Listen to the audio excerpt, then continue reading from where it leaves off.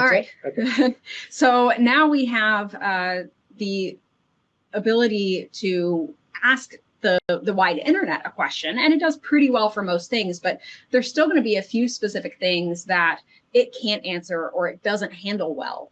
And that's where information that it doesn't know or isn't part of that kind of mass internet information, then it's not going to be able to answer those questions, or not going to be able to do so very accurately, because again, it's got very broad, open-ended knowledge.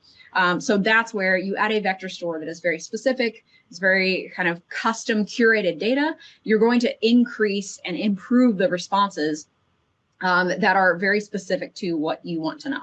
So, for instance, I guess just one example I kind of like to think of is that if you were trying to gather data on health and wellness and illnesses or whatever the case may be, you could get very general information off the internet. But if you work for, let's say, an insurance company, I mean, that's useful, right?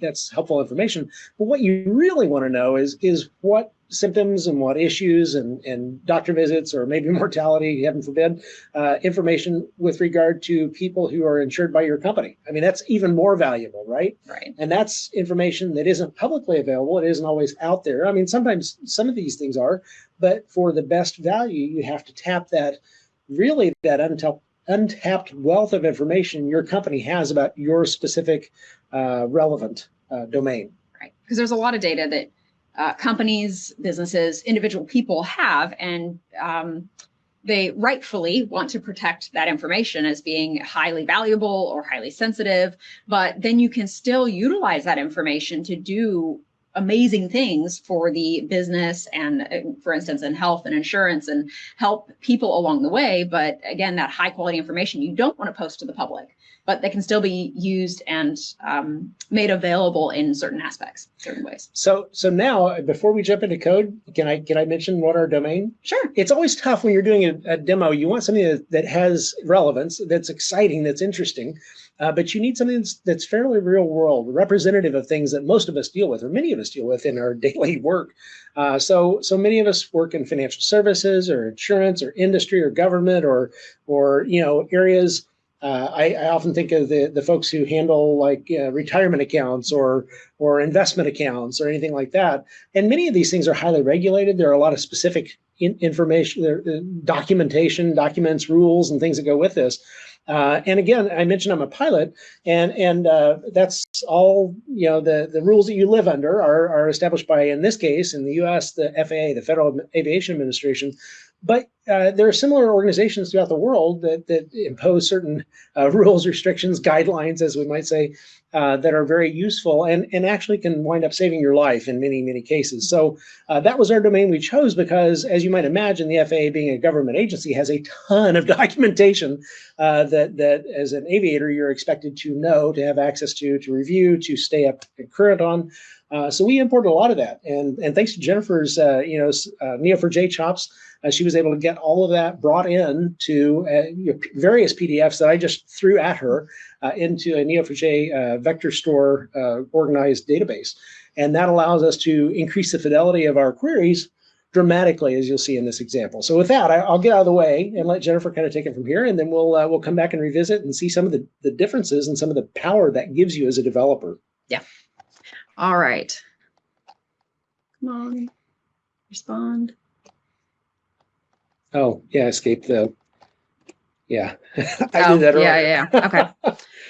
All right, so we are going to start with Spring Initializer. So we mentioned we're going to build a Spring project, but again, you can choose whatever framework and tech stack you so choose. This is just one excellent option that we're going to use today. So Maven, Java, of course, and the stable version of Spring Boot, which is fine.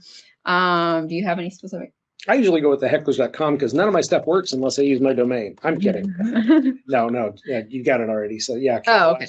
Yeah. Although I do love redundancy. There we go. Good example. But. Okay, and we're going to call this Nodes 2024 demo. Okay, everything's fine. Java 21 is cool. add our dependencies in. So we want web for the REST API. We've already kind of mentioned that, talked about that. Then we want Neo4j. We want the vector store capability. And then we want OpenAI, which is going to be our model of choice for today. Again, Spring AI supports a lot of different models, a lot of different vector stores. So you can kind of pick and choose there, whatever you most prefer. We're just going to keep these options for today. And that's it, correct? Yeah, we like to keep things as simple as possible for a demo, not because you can't do a lot, and we'll talk about a lot of different options you have at your disposal, but we want to keep it as streamlined as possible because, again, time is short, and we want to focus on the key points versus, getting off in other directions. So actually, That's good. Yep, that'll work. We're using his laptop, so Yeah. I'm having to. We're both compromising here a little bit. It makes for fun times, but Yeah. Okay, and I should just be able to open this up, Sure. pop open IntelliJ. Yeah, you Or may have to move screen. yeah. Oh yeah, because I'll switch here and oh no, that's not full.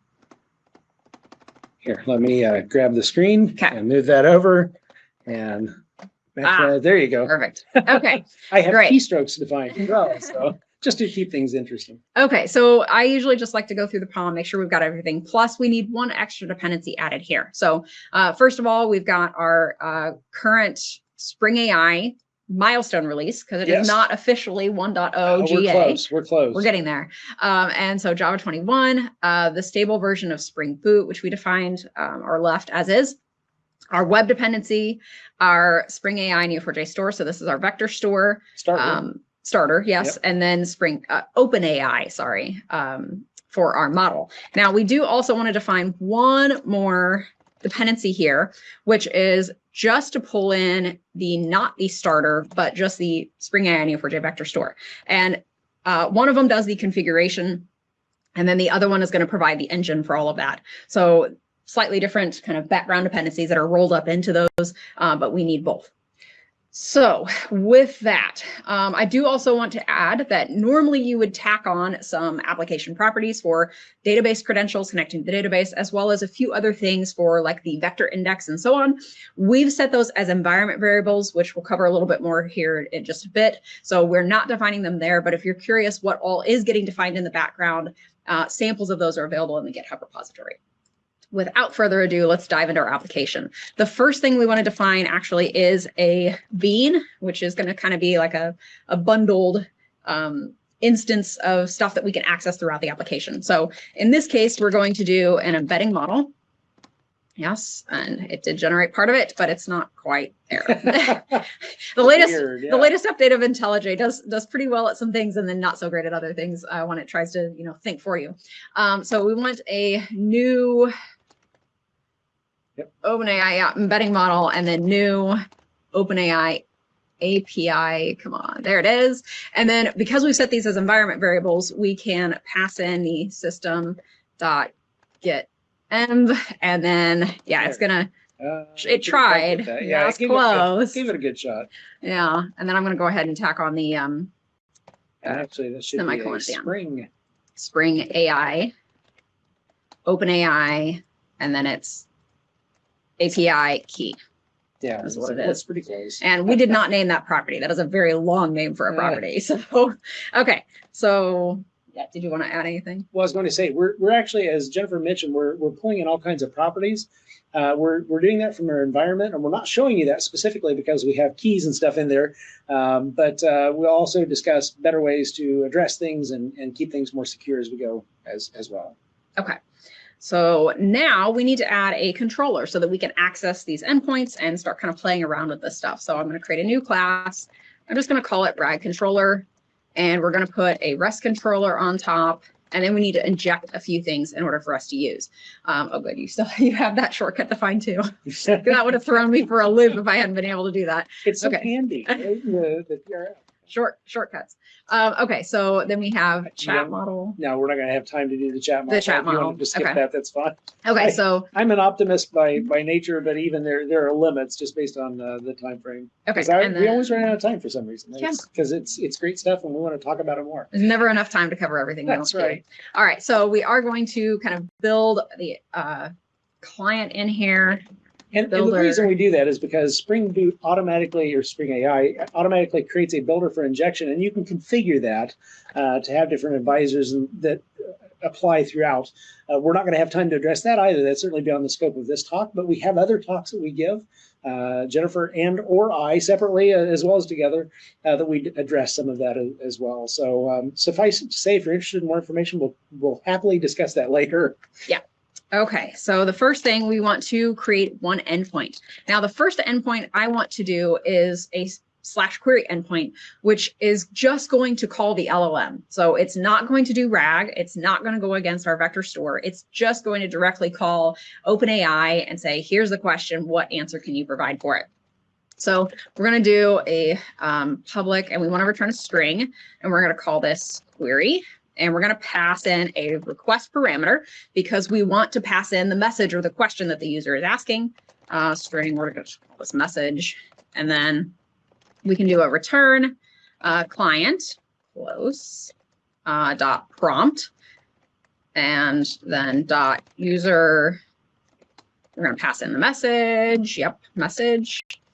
And then no, call and content. So the LLM comes back with a large object in return. We just want to pull the content piece of that, which is just the string response that the LLM is giving. So that's why we're calling the LLM, and then we're using that .content to just pull the content piece back. Yeah, with Spring AI, you can return the entire response, or you can return just the content. You can also have it, marshaled into an object type. But obviously we're keeping it, again, very lean today. So yeah. All right, one more endpoint. Then we're going to call this /rag, close on the /vector, but not quite. And then we're going to do another return the string, and we're going to say this is going to be called rag. And yes, we're going to pass pretty good, pretty close. Not this though. Yeah, that's weird. It did so well there momentarily. Yeah. Okay. Not quite though. Yeah, here. Even that is a little off. Yeah. A little off. Yeah. Okay. So client dot. Oh, there it actually kind of pretty close. Copilot does a really remarkable job at times and not so much at others. And largely it's based on the amount of information it has feeding into it. So I always tell people, if you provide I'm going to the, and you expect it to complete the sentence, if it's doing generative text, it won't really know where it's going. But if you say, I'm out of groceries, I need to go down to the corner, then it would probably say store, bodega, whatever. But it gets much more accurate the more information you have. And if you don't provide it as much, so that's why sometimes we have some false starts. Sometimes it's remarkably good because usually it just has more to go on, frankly. Yeah. So what we're going to do here is we're doing this client, and we're calling the prompt, and we've got the user message that's going to create an embedding, but then we want to add that vector store call in the middle. So this is where we're creating a new advisor for it to go out and reference this external source, a new question answer advisor. It's going to use the vector store for that. And then we're going to do the .call and the .content for the return. So the only line that's different between just the LLM call and the retrieval augmented generation is this call out to the vector store, Neo4j in this case, for the advisors. That seems so easy, right? I mean, why wouldn't anyone do that? Why would everyone not do that? Okay, so with that, you're already in the folder, so I need to do the 20. We're not to 30 something. Close, very close. Okay, and then Spring Boot run. So we're just going to spin up our instance, which I now realize I'm in the second tab versus the first tab, but that doesn't matter. Okay, I can just use the first tab for calling it right. Happy little tabs, yes. Yeah. Okay, so the app looks like it's running. We're going to switch over to this tab now. And let's see if I can recall. We are going to skip the header on this. So cool. /8080. If I could type, not hit weird keys. Okay. And remember, let's just start with the query endpoint. So this is just going to the LLM. We're going to send a message. What are the key airspeeds and their the references? Now, remember, we're dealing with aviation data set. So, however, in this case, we're just creating a general purpose large language model. Yeah. Now, you're probably wondering, what are airspeeds and V references? Well, when you're a pilot, these are very important because they're the speed at which you rotate, you lift off. They're the speed at which your airplane stalls, whether it's at what they call a clean versus dirty configuration, flaps down, flaps not down. All these things are very important because it determines how your airplane flies when it stops flying, literally, which you want it to, so it'll land, but you don't want it to before you're ready to land, right? So these are very important speeds that you really should know. And as Jennifer's showing you here with just querying general purpose large language model, you get all of that information that kind of tells you generally what each one of those important speeds to know are. They're literally the difference sometimes between life and death. Right. So notice here that it says in aviation, different aircraft have specific key airspeeds that are critical for safe and efficient operation. So it's even telling you, hey, yes, you might need more specific information past this point. Yeah, this depending is on your super useful context. Right. But it doesn't, as a pilot, you need to know more based on the aircraft you're flying at that point in time, because, again, it varies widely. Right. So now let's do the same thing, but let's go against our RAG endpoint, which is now going to intercept before it calls the LLM. It's going to intercept and go to the vector store first, Neo4j, and return the related information and then come back. Now notice the answer then here are the key airspeeds for the Warrior 2 plane. Yes. So a specific plane, and it tells you, here's the stall speed. This is exactly the speed of when you end up stalling. Different speeds for 0-degree flaps, different ones for maneuvering and structural cruising speed and so on. So this very well could be life and death at this point, right? Let's try. Did you want to add anything there? No, I mean, the important thing to note is that, when you have specific instances that change based on circumstances, you need to know that specific information. Context is good. General information is great. But, when it comes down to it, you need, whether it's for aircraft flying or not flying, or whether it's regulatory rules that you have to adhere to, you want to know the specifics, and generally you want to know why. Yeah, because if anything ever goes wrong for any reason, you need to know beforehand, right? So you can fix it before it becomes a critical issue. Yeah. So now let's ask one more question here, and then we'll flip over. Okay. Please summarize the emergency procedures for did it type? Yeah. Oh, it did. Okay.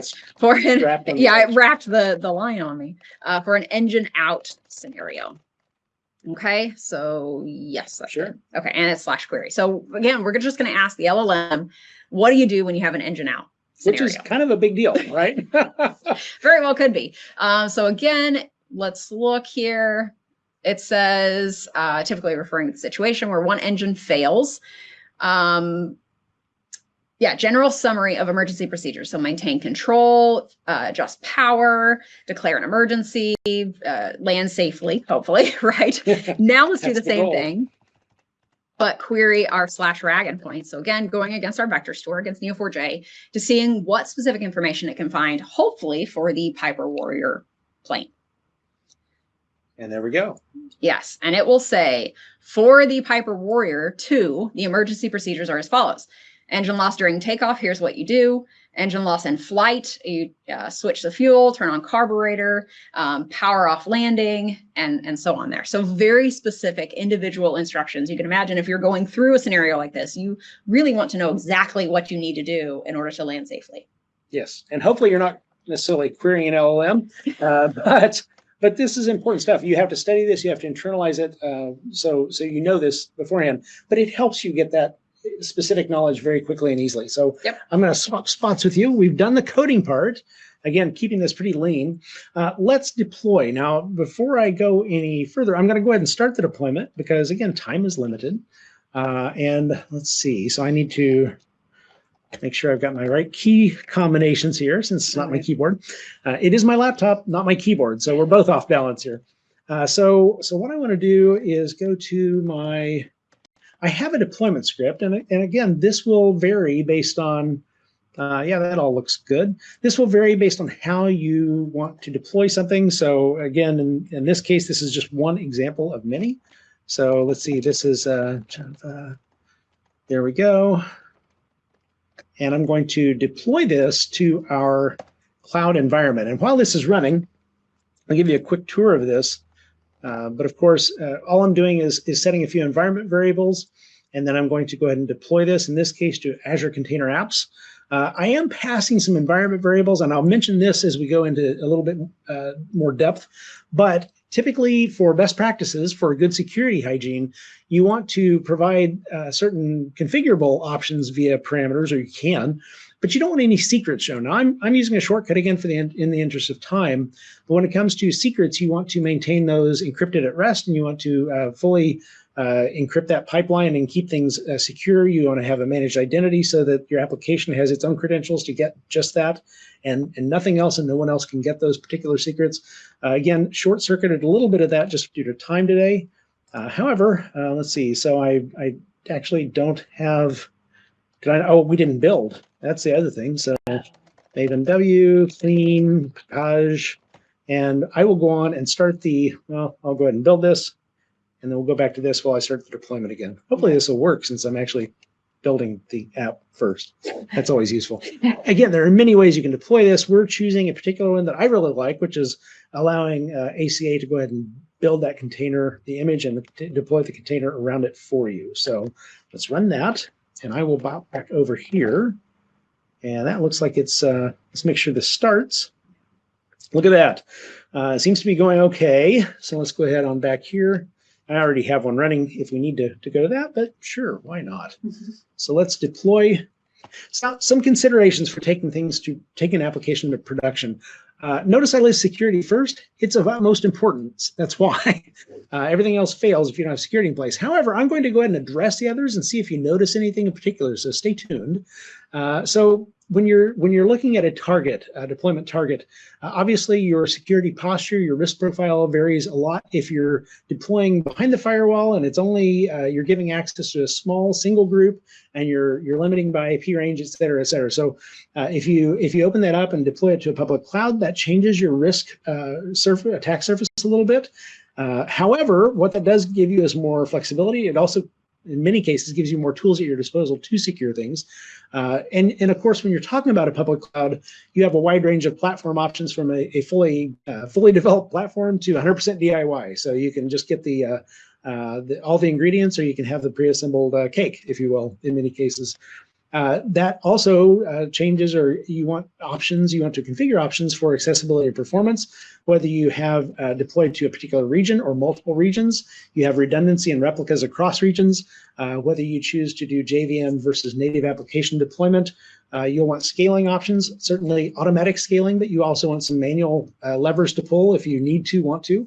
You want tiered or layered scaling rules, so that if you have a particular set of circumstances, you want them evaluated in a particular order for best responsiveness. And that includes both scaling out and scaling back in, because you want to obviously have the capability and the power that you need, the availability in different regions, but you want to be able to scale back in when you're not needing all of those as well for cost optimization. You want monitoring, and obviously that applies both in terms of cost optimization, but also in terms of an early warning system in case anything does go wrong, functionally or security-wise. You want to be notified as soon as possible. And then, of course, when you're talking maintainability, scaling, and patching, you want everything to be maintained as secure a posture as possible, current dependencies, et cetera. And you may have noticed that each time I mentioned one of these things, it all tied back to security. Security should be the first thing in our mind, as well as permeate everything else we're doing. And if you do it right, it's really not that heavy a lift. If your platform supports you in that, obviously that makes things a lot easier. So I'm going to exit this and just make sure that we have, oh, that's terrible. So obviously I skipped a step in here somewhere, and I could troubleshoot that. But you know what? I'm just going to use the one that I already have in place. Do I have one in place? Well, we are close on time, actually. So let me just see if I have anything out there running. I may just have to skip it, and we'll just go to our wrap up. But I'm kind of curious. Oh, I do actually. Well, it says it's deployed. Oh, this is actually, that's just in the script. I'm not sure exactly what happened there, but it looks like it deployed fine. Okay. And nope, did not. Okay, so we're going to go with the backup plan. So I will just do try, and Actually, if I do a rag demo, and let's try that. Yeah, let's go into /rag input. And that will just cut to the chase here. And of course, since we haven't accessed it for a while, it's scaled to 0, so the performance will be a little bit slower on the first time we access this. I could always leave an instance hot. I don't, just for cost optimizations. Again, that's another one of those decisions that you must make based on the circumstances at hand. In our case, we want to keep this cost as low as possible, so it just takes a moment longer for the first query. Once this comes back, I'll go ahead and turn this back over to Jennifer, and she can bring us across the finish line here. And there it is. Same information, but of course it's hosted in the cloud. Everything is tight, secure, and easily accessible and scalable. So with that, I will turn it back over to you, and we'll swap spots again. Okay. All right, so hopefully you've seen throughout this session that the benefits of using retrieval augmented generation in combination with the LLM is that you hope to understand where the LLM is getting the answer and putting together the contextual data that it's using to provide that response. And then you can also get this very custom response to doing specifically on the plane in our data set, but specifically maybe for a customer or a specific patient in a healthcare instance or something like that. So you get this very personal experience with this custom data. Here is the code repository for today's code, everything that we've written. This is the parent repository, so it includes a couple of sub-repositories in there for different implementations, one of those being OpenAI and Neo4j, which is what we did today. And then, of course, if you're interested more in Spring AI and kind of how that works, the documentation is there. And then, of course, reach out to us with our contact information there. Thank you so much for attending, and enjoy the rest of Nodes 2024. Go Neo.